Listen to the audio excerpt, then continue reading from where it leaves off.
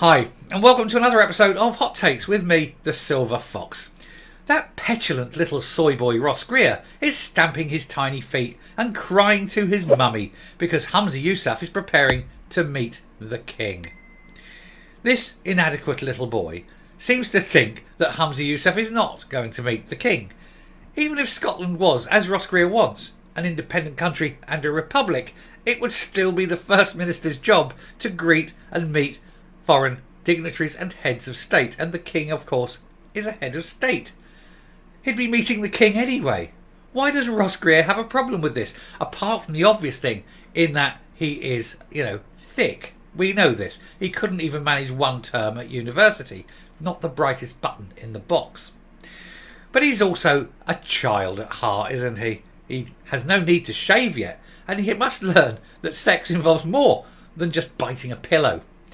But he will not learn. Not while he maintains this childlike attitude to other people's business. Petulant, moody, he's like a teenager on his first period. He truly is. Well, he needs to grow up and stop moaning about the world as it is and deal with it. But he won't, because he's quite incapable of facing reality, which is why he still lives in his mummy's spare room. Anyway, we'll take a look at this, see what's going on, and see why this useless piece of human skin is moaning. Here goes. Now, Ross Greer is ranting about a nauseating royal family as Humza Yousaf gets set to welcome King Charles to Edinburgh. What I find nauseating is little obnoxious pencil necks who've never achieved anything, never done anything, and yet have somehow found, after years of bullying at school, that they've got a little bit of power, and it's gone to their head and they're going to abuse it. Because undoubtedly, that's what Ross Greer is. Well, he can moan all he likes. He's on the losing side, but then I think his whole life he's been on the wrong side, hasn't he? He was the bullied kid. He's on the independent side and nobody wants independence. He's on the Republican side and nobody wants a Republican. It's almost as though he's deliberately set out to make his own life miserable. I think he must be a bit of a masochist. I mean, there's no reason why you wouldn't, is there? I mean, and as for the looks, I mean, he's a real lady killer, girls. You know what I mean? You know what I mean, ladies? Hey? Bet you'd like him. With these huge, bulging muscles and, I'm going to say towering intellect, Read of that what you want. Anyway, controversial Scottish Greens MSP Ross Greer has evoked anger by ranting about the monarchy, of which he knows nothing, as he attempted to bolster the SNP's failed constitutional paper one more time. Yes, he keeps trying to do it and it will never work, will it, Ross? Anything involved with you is always going to fail, because Ross Greer, it's a byword for failure, isn't it? Oh, what you don't want to... Oh, Ross Greered it. Your car, have you had a smash? Yeah, Ross Greered it. Because, that's what it is. The West of Scotland representative, he has to be the West of Scotland representative, List MP, could never win a constituency, no charm. He's a well-known Republican and has spoken in Holyrood many times about wanting rid of the crown. Here's the thing. If he doesn't like it, if he doesn't like the country he lives in, he's quite free to up sticks and piss off somewhere else, and yet strangely doesn't. What a little coward. Oh, I think because Mummy won't go, will she? Got to stay near Mummy. Anyway, his comments come just days before Humza Yousaf is set to welcome King Charles to Edinburgh, as he is set to have his own Scottish coronation. And the First Minister has said he is looking forward to this, despite also he claims to be anti-royals. Yes, he's anti-royals until he gets a bit of the high life, a bit of the Dolce Vita, goes down to the palace, goes down to the Westminster Abbey. Oh, all of a sudden it isn't so bad when you're sitting there having dinner with all the knobs and all the heads of state, isn't it? It's what you've dreamed of, eh? It's what you've always dreamed of, Humza. And you like it now. You've got a little bit of a taste for it. Anyway, Mr. Greer highlighted that the taxpayer-funded Constitution Independence Prospectus, always taxpayer-funded, the SNP can't afford to pay for their own bloody politics, they've got to get the taxpayer to pay for their cock-ups, said that the Scots would be able to vote for a monarchy in the event of a Skexit. So what's he going to do? He can't get he can't get a republic. He can't get an independence referendum. Even if he got one of them, they'd lose it. Even if they'd won it, they'd have the Republican vote, and they'd lose that. And even if they lost that, no one is going to even consider him as king. He's a sad loser. I've got to be honest. What is it at the moment about little Weasley men with their little childish views suddenly being given any kind of coverage by the news at all? The media ought to just treat him what he is. A nobody, a nothing, a ranting little insect. He's the sort of thing that would annoy you at a picnic. He annoys me in Parliament. He annoys me even looking at him. Anyway, in a column for the pro-Indy newspaper, The National, which I find smears. Don't use it. Don't use it as toilet roll. It's not very good. Said, take our head of state as an example. The British monarchy isn't the benevolent or neutral actor that we are so often told. Well, neither are you. Nobody was. Go back far enough. Everyone's awful. But at the moment, they're better than anything else. Can you imagine President Blair? A war criminal? God help us. In fact, it is literally a law unto themselves. Well, no, it's not. It really isn't. It is exempt from police searches for stolen artefacts, exempt from equality legislation, exempt from inheritance tax, and so much more. Excuse me. This is the SNP you're talking about. I know you're in the Greens, but it's a Green SNP government, and you want to talk about breaking the law and being exempt. Dear heavens to Betsy, you should not be talking about the law. This week saw that. Here's the other thing.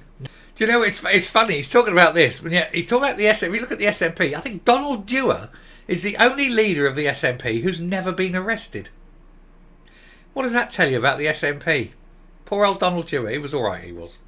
This week, he said, he saw the ludicrous spectacle of the heir to the throne claiming to dedicate himself to ending homelessness while committing just a fraction of what his family should have paid in tax.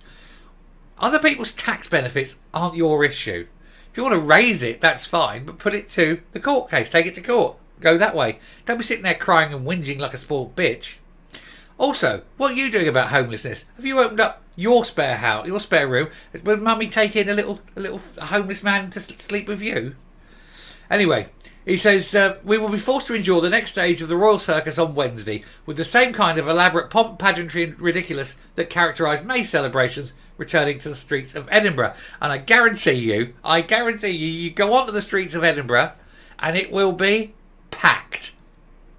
It will be rammed and they will be predominantly pro-royal. So Ross Greer, please stand there in front of this big crowd and say your piece.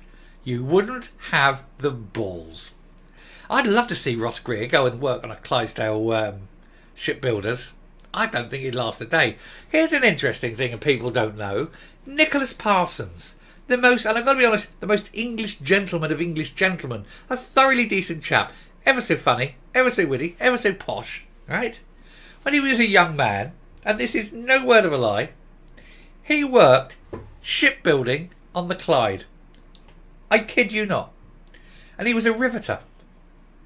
It's unbelievable, isn't it? Nicholas Parsons from Just a Minute, Sailor of the Century and all that was a riveter in a shipbuilders in the Clyde. I read that. I couldn't believe it. And it's true. Anyway. So he's bitching on. I'm sorry, there you go, tangent time. I keep doing it. Anyway. He said it'll be as nauseating as it sounds, but not for most people, only for tiny little wankers like you, Ross. It's only the wankers that will moan about it. The idea of Scotland being treated like some kind of hand-me-down or family heirloom should repel everyone. And yet, you want to stay in that government that is greeting the king. You're moaning about your effective boss, Humza Yousaf, going to meet the king. Oh, why don't you resign, Ross? Why don't you? Why don't you do that? Why don't you show us that you're willing to put your money where your mouth is? Or are you too scared? Or is it you will never get a job again in your life so highly paid? Because you've shown the world exactly what you are.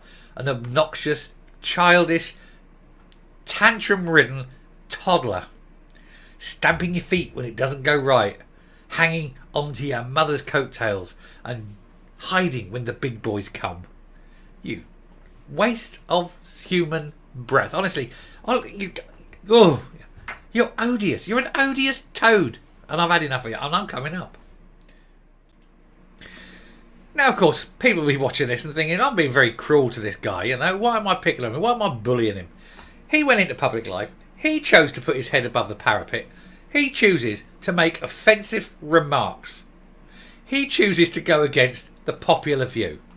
And if he's calling other people nauseating, in this case the royal family, then he should expect to get some back. And if he's not capable of taking it, he shouldn't be dishing it out.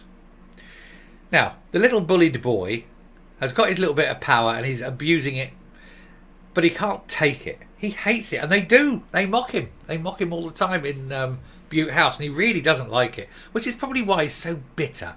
That and the fact that he owns a mirror and he has to look at it every day and he sees that face. I'd be bitter too. Anyway, I shall leave it there. I'll put it this way. There's a lot of people, a lot of my viewers will be ex-services one way or another. I too, ex-services. Army in my case. And I find his comments about the royal family to be deeply offensive. I served. The Queen was my boss. I swore my oath of allegiance to the Queen.